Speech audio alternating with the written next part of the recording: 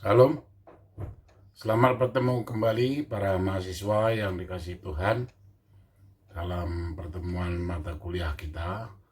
Hari ini saya ingin menyampaikan kepada para mahasiswa bahwa menindaklanjuti tugas-tugas yang saya berikan kepada para mahasiswa tentang keberadaan dan Yesus Kristus yang adalah merupakan Tuhan dan merupakan roti kehidupan. Maka saya akan lanjutkan terus. Saya akan baca di dalam kitab Roma. Kitab Roma pasal 1 ayat 16 dan 17. Tertulis demikian. Roma pasal 1 ayat 16 dan 17 tertulis demikian. Sebab aku mempunyai keyakinan yang kokoh dalam Injil, karena Injil adalah kekuatan Allah yang menyelamatkan setiap orang yang percaya. Pertama-tama orang Yahudi, tetapi juga orang Yunani. Ayat 17, sebab di dalamnya nyata kebenaran Allah yang bertolak dari iman dan memimpin kepada iman, seperti ada tertulis, orang benar akan hidup oleh iman. Perikop minggu lalu yang menyatakan di dalam Injil Yohanes pasal 14 ayat 6 mengatakan, akulah jalan dan akulah kebenaran dan akulah kehidupan. Yang dimaksud akulah jalan adalah Yesus Kristuslah jalan keselamatan menuju surga. Akulah kebenaran. Apa itu kebenaran? Seperti yang kita baca ini tadi. Sebab aku mempunyai keyakinan yang kokoh dalam Injil, karena Injil adalah kekuatan Allah yang menyelamatkan setiap orang yang percaya, pertama-tama orang Yahudi, tapi juga orang Yunani. Ayat 17 bagian A. Sebab di dalamnya nyata kebenaran Allah.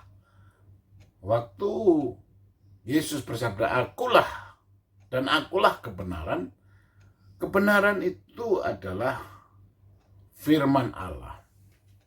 Firman Allah itu sabda Allah dan ditulis oleh manusia karena pengilhaman Roh Kudus, diwahyukan oleh Roh Kudus. Itulah kebenaran. Melalui kebenaran atau kitab suci yang tertulis inilah kita tahu, kita memahami, kita mengerti, kita mengetahui, dan akhirnya kita praktekkan sebagai bagian iman. Maka waktu Yesus bersabda, akulah jalan, sesungguhnya mendeklarasikan Yesus Kristuslah satu-satunya jalan ke surga. Dan akulah kebenaran berarti bahwa Yesus telah menjadi firman. Allah yang roh adanya, mengambil bentuk manusia. Sabda Allah itu telah menjadi manusia. Para mahasiswa, saya akan tambahkan baca di dalam Injil Yohanes. Ya, Injil Yohanes pasal 1 ayat 1 yang tertulis begini.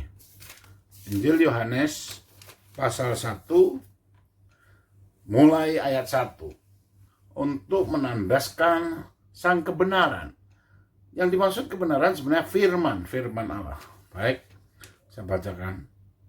Perikop dalam Lembaga Alkitab Indonesia.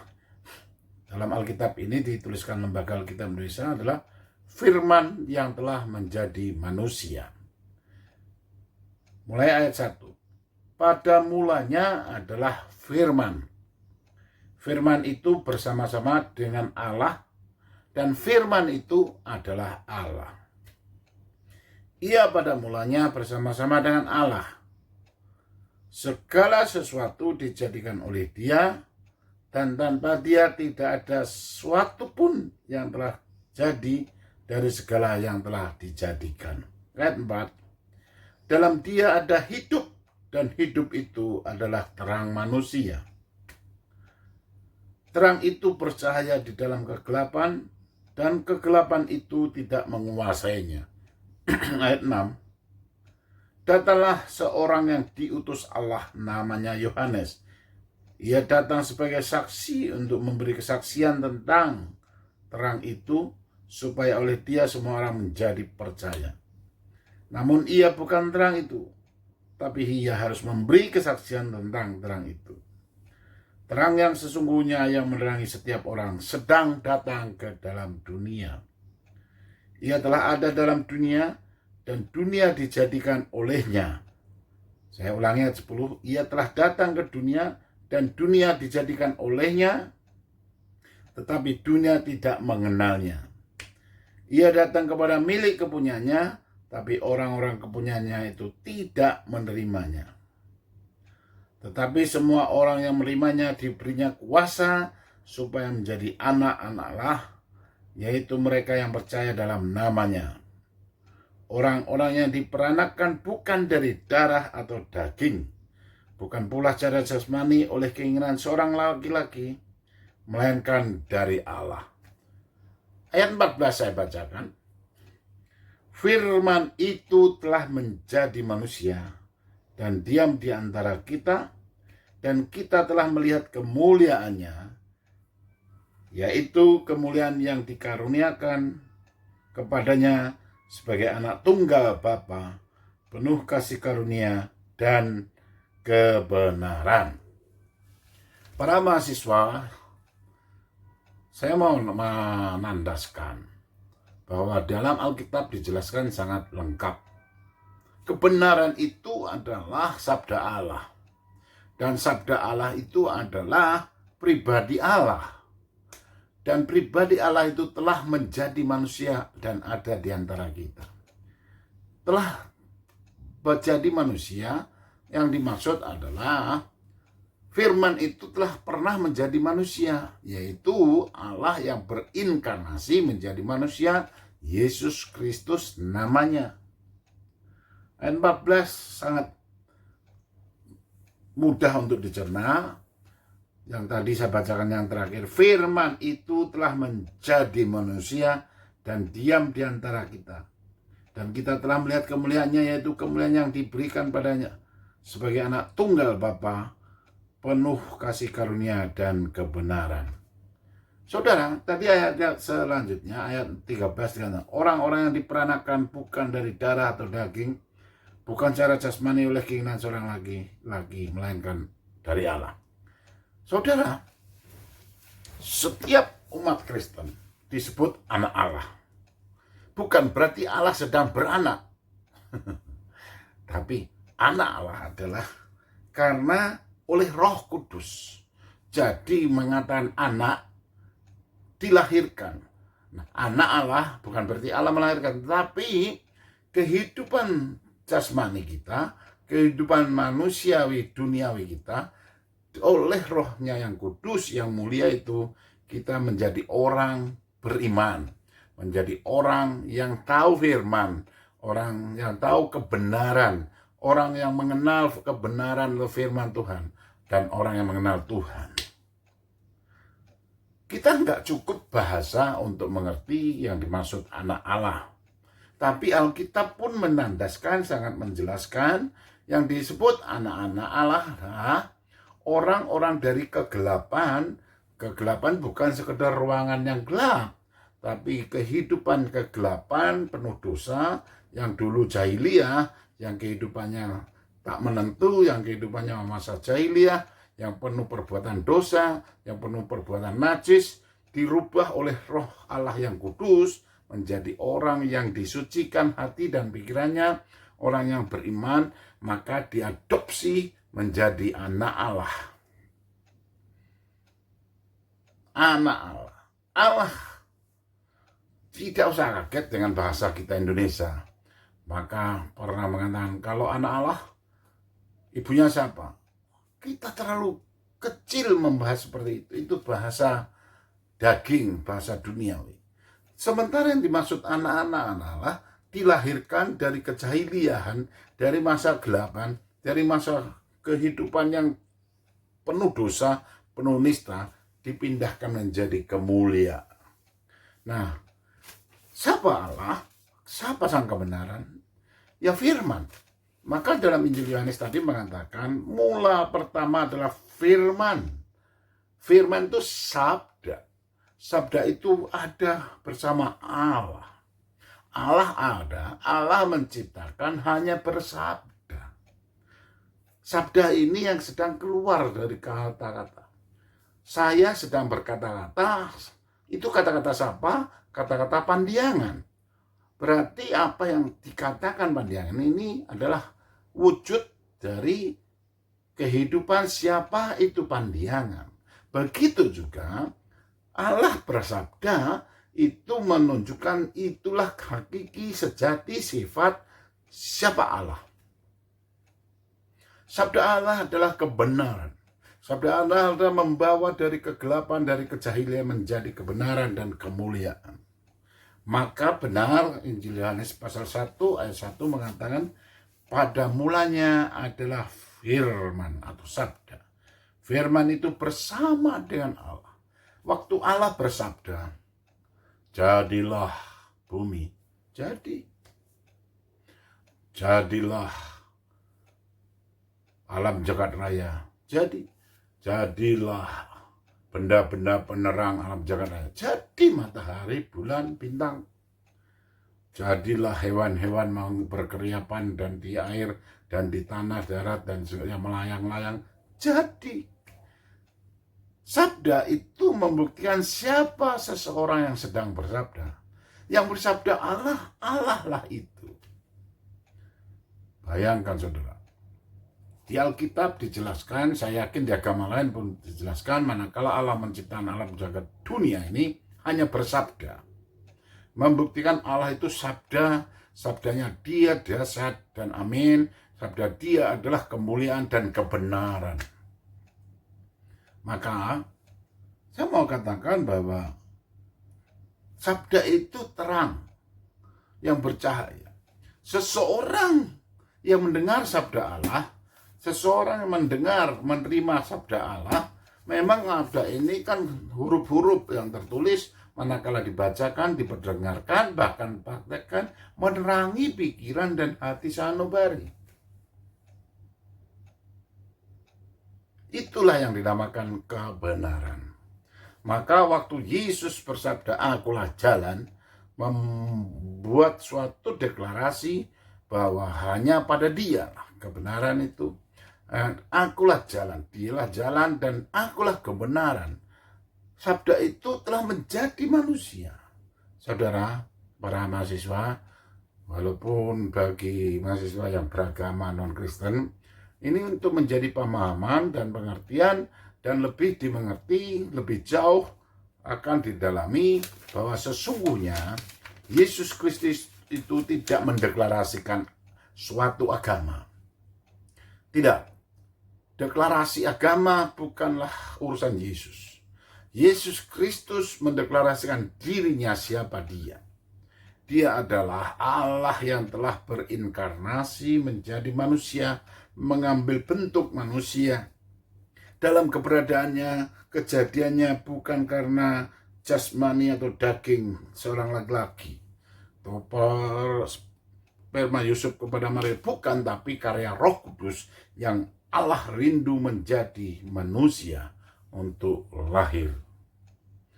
Maka tergenapilah bahwa di sana dikatakan Yesus Kristus itulah Allah yang telah menjadi bukan hanya juru selamat tapi juga Tuhan. Di dalam Alkitab dituliskan, di dalam Alkitab ternyata Yesus disebut sampai 36 kali sebagai juru selamat. Ternyata Yesus Kristus bukan hanya juru selamat. Ternyata dalam Alkitab sampai 7.736 kali disebutkan sebagai Tuhan. Dalam pikiranku, pikiran saya dan pikiran para mahasiswa, Tuhan dalam pikiran kita, bahasa kita Indonesia tak terhampiri betul. Bahwa Allah itu adalah Allah yang jauh Allah yang sangat tak terhampiri, transenden, jauh sekali. Tapi menurut teologi Kristen, menurut Alkitab, bahwa Allah juga omnipresent. Artinya, dia maha hadir, yang ada dia keberadaannya, yang zat yang amat sangat mulia di surga. Di dalam Alkitab dijelaskan, dia telah mengambil bentuk manusia, dan dia ingin untuk menjadi manusia. Untuk apa? Minggu lalu saya sudah jelaskan, pertemuan-pertemuan yang lalu saya sudah jelaskan, dia berkepentingan menjadi korban keselamatan.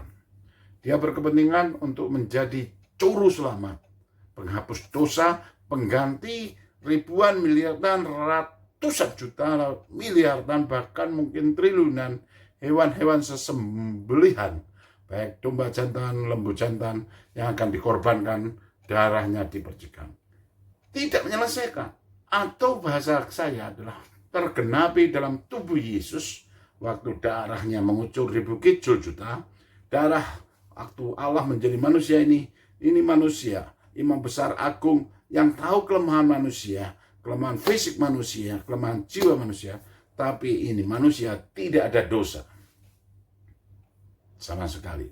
Maka genaplah bahwa cukup satu korban darah, korban tubuh seorang ini menyelesaikan banyak miliaran orang yang berdosa.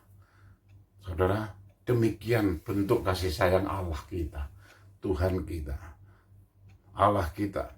Dan tadi saya jelaskan, Tuhan Yesus disebutkan 36 kali sebagai juru selamat. Sedangkan sebagai Tuhan 7.736 kali.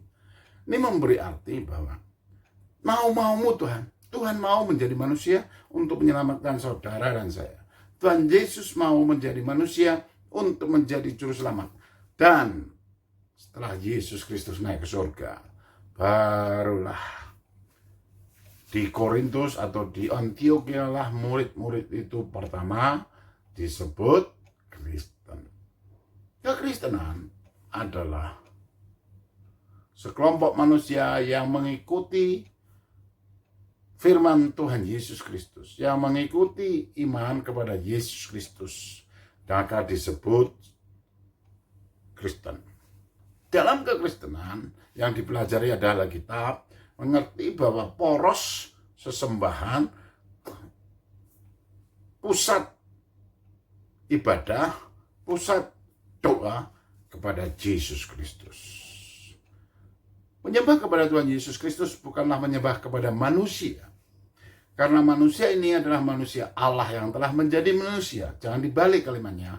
Bukan manusia yang menjadi Allah. Tidak. Tapi Allah yang berkepentingan menjadi manusia. Dan keberadaannya adalah sabdanya untuk ingin menjadi juru selamat. Para mahasiswa, walaupun secara online saya beritahu, saya mohon supaya didengar, ditonton, didengar dengan sungguh-sungguh lamat-lamat, supaya dapat mengerti, saudara dengarkan baik-baik yang saya katakan ini. Bahwa adanya agama Kristen, ya karena adanya nama Kristus, Yesus. Siapa Yesus Kristus itu? Seseorang manusia yang pernah menjadi manusia, yang adalah Allah sendiri. Kalau ada orang menanyakan, apa buktinya Allah sendiri? Allah ini Tuhanmu, Yesus itu. Alkitab menuliskan, dia pernah naik ke surga, dilihat, dipandang sekitar 500 orang, kepala keluarga yang dihitung. Di Galilea naik pelan-pelan ke surga pelan-pelan. Lalu di antara langit naiknya pun pelan-pelan. Tiba-tiba ada dua malaikat bersabda kepada orang-orang Galilea, "Hei orang-orang Galilea, seperti ini gurumu Tuhanmu naik ke surga.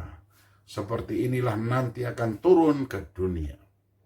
Mungkin memang zaman saya, zaman kita saat ini, kita hanya dapat warisan. kitab suci. Kita hanya mendapatkan warisan iman. Kita hanya mendapatkan warisan karena kita mendengar, karena kita beriman, kita percaya kepada kitab yang tertulis ini. Tapi percayalah, apa yang telah dituliskan oleh para rasul Tuhan, ini adalah sesuatu yang dilihat sungguh-sungguh, yang pernah diraba mereka sebagai wujud guru mereka. Dan kasat mata mereka melihat gurunya betul-betul naik ke surga. Bukti. Apalagi bukti bahwa Yesus Allah. Buktinya adalah Tuhan Yesus Kristus pernah jalan di atas gelombang air. Gelombang samudra.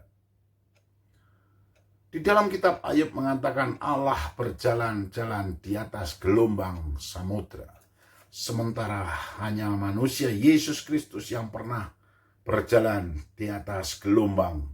Waktu murid-muridnya ketakutan pada malam setelah memberikan makan kepada banyak orang dan mereka menyeberang, Yesus berjalan di atas gelombang sampai Petrus dan murid-murid atau teman-temannya berkata, itu hantu. Terbalik toh, Tuhan mereka sebut hantu. Tapi yang lain, bukan, itu Tuhan. Lalu Yesus Kristus mengatakan, ini aku. Kalau engkau itu guru, suruh saya berjalan. Silahkan sesuai imanmu. Petrus berjalan. Betul bisa berjalan. Kata-kata berjalan ini harus ditandaskan. Orang bisa berjalan di atas air gelombang samudra. Ini bukan sembarangan. Orang berjalan di bawah air mungkin bisa waktu menyelam. Berjalan di dataran air yang di bawah laut. Orang terus berjalan atau melangkah di tengah-tengah air bisa menyelam. Tapi ini di atas air, di atas gelombang samudra yang mengamuk adalah bukan hantu, ini Tuhan. Membuktikan bahwa Yesus Kristus betul-betul Tuhan adalah dia pernah berjalan di atas air. Ini bukan sulapan kayak David Copperfield, tapi adalah nyata fakta. Mana lagi yang membuktikan Yesus Kristus adalah Tuhan?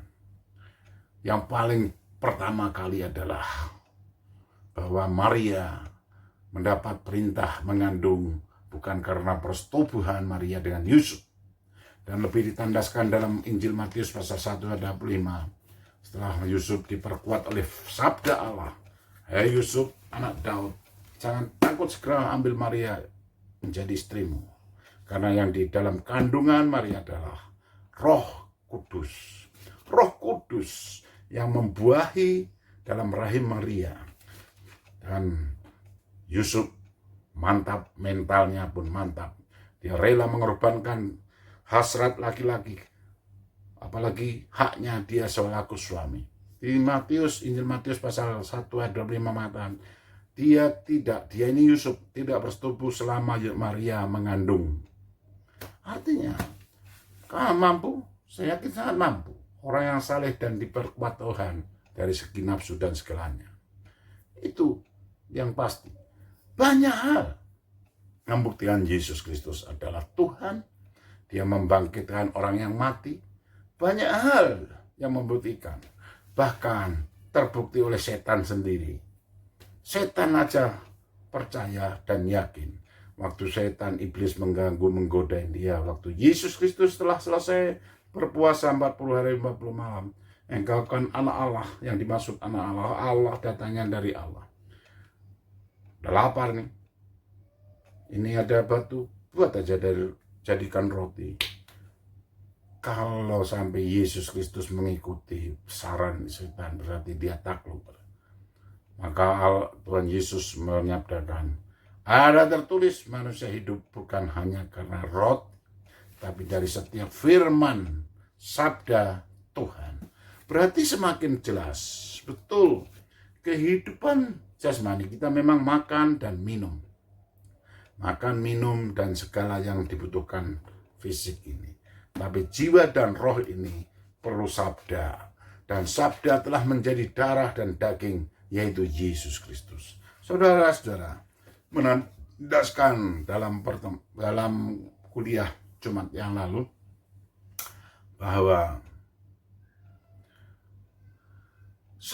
kiblat sesembahan agama Kristen adalah bukan lagi kepada gedung bait Allah.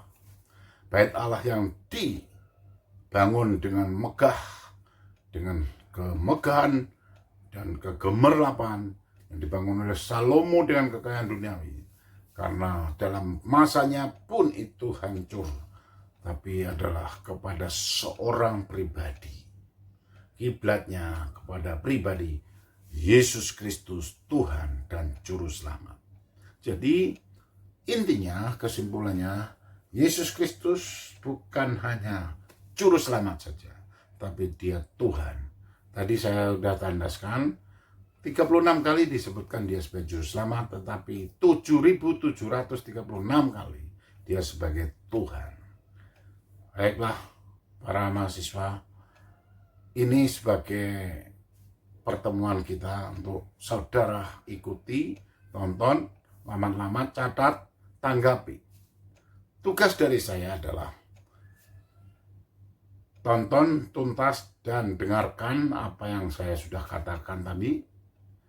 Berikan kesimpulan dan tanggapan saudara tentang apa yang sudah saudara dengar ini. Saya tunggu jawabannya pada hari Kamis yang akan datang. Tuhan Yesus memberkati. Tuhan Yesus memberkati segala studi para mahasiswa. Shalom, selamat sore. Amin.